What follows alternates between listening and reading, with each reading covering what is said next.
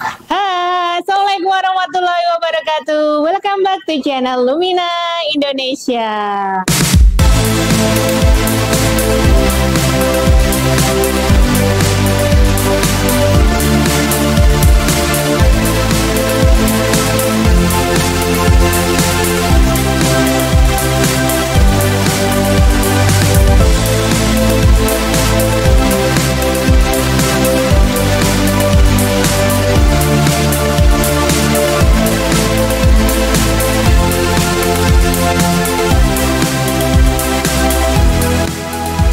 Sahabat Lumina Indonesia, siapa nih yang kalian sebagai seorang owner ataupun HRD merasa pusing banget nih? Saya mau melakukan rekrutmen, tapi rekrutmen yang kayak gimana ya?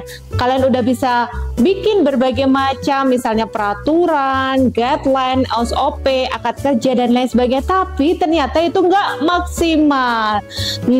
Kira-kira kita apain nih ya kalau kita punya karyawan yang seperti ini? Nah, kali ini saya akan cerita nih sebuah tips singkat dan sederhana buat sahabat-sahabat semuanya nih dimanapun berada yang pengen banget memaksimalkan bisnisnya, terutama dari sisi karyawan. Karena ternyata sebuah bisnis itu bisa dikatakan 85%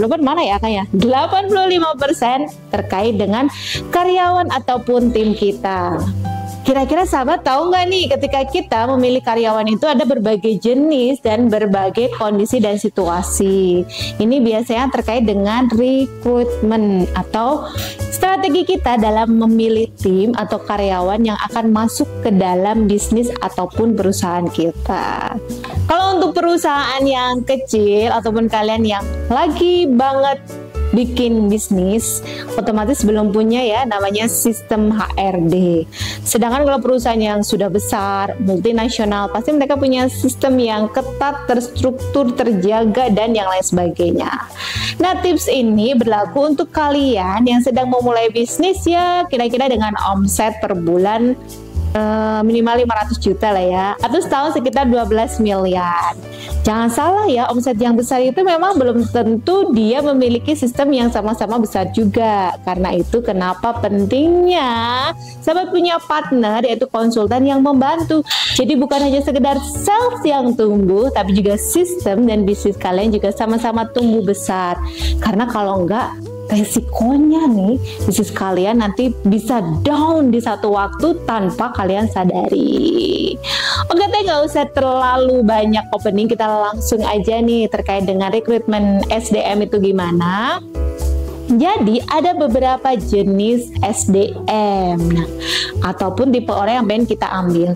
Sekali lagi ya, ini kembali ke budget kita masing-masing ya. Kalau kalian misalnya budgetnya low tapi memang membutuhkan tambahan tim ya, kalian mungkin akan cukup meng-hire orang dengan tipe beginner. Jadi tipe beginner ini ya mungkin dia nggak terlalu talented gitu, tapi dia punya kemauan yang keras dan kuat untuk bekerja.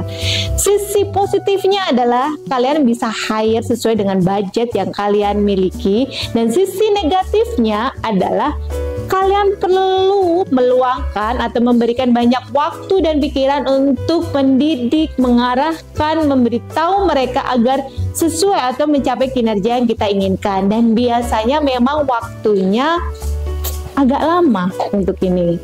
Kalau kita misalnya punya budget nih ya, punya budget yang agak lebih tinggi daripada di level beginner, boleh deh kita naik sedikit di level competence. Di level competence ini, SDM yang kita ambil itu memang dia sudah punya experience sebelumnya. Nah, experience ini berapa lama sih? Ya minimal 1 tahun lah dia punya experience sebelumnya, dan better 3 tahun ya dia punya experience di sini.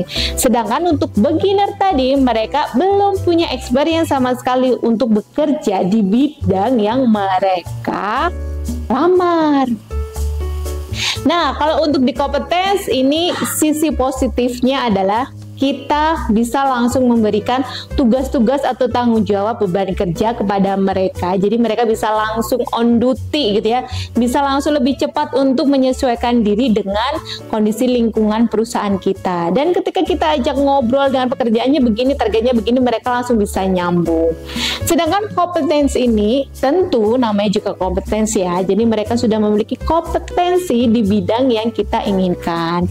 Dan sisi negatifnya adalah biaya yang kita keluarkan untuk menggaji mereka tentu jauh lebih tinggi daripada tadi di beginner. Tapi ada sisi positif yang lainnya, kita jadi memperpendek waktu dan kita udah nggak usah terlalu capek-capek untuk membimbingnya, mengarahkannya, memberitahu, dan yang lain sebagainya.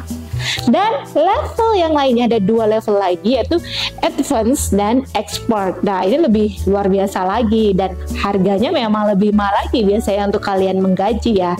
Nah, sahabat semuanya, kira-kira gimana nih? Tahu jenis-jenis tadi tipe karyawan atau calon karyawan yang perlu kita rekrut. Jadi bijak-bijaklah kembali untuk merekrut berdasarkan kantong kalian juga dan kesiapan kalian untuk membimbingnya. Karena kalau nggak dibimbing ya kita udah ngeluarin uang banyak tapi ternyata not works gitu ya. Otomatis kalau dalam bisnis yaitu disebut sebagai sebuah kekurangan. Oke, gimana nih? Seru banget ya ngobrolin masalah bisnis. Kita mulai dari SDM karena memang SDM atau tim ini itu yang akan membantu bisnis kita bertumbuh semakin besar.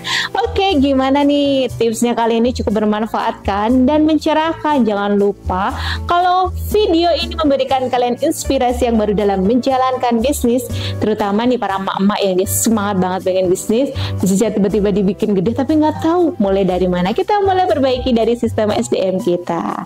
Oke, sampai jumpa di video-video yang lainnya. Jangan lupa like, komen, dan subscribe-nya. Sampai jumpa lagi. Assalamualaikum warahmatullahi wabarakatuh. Bye.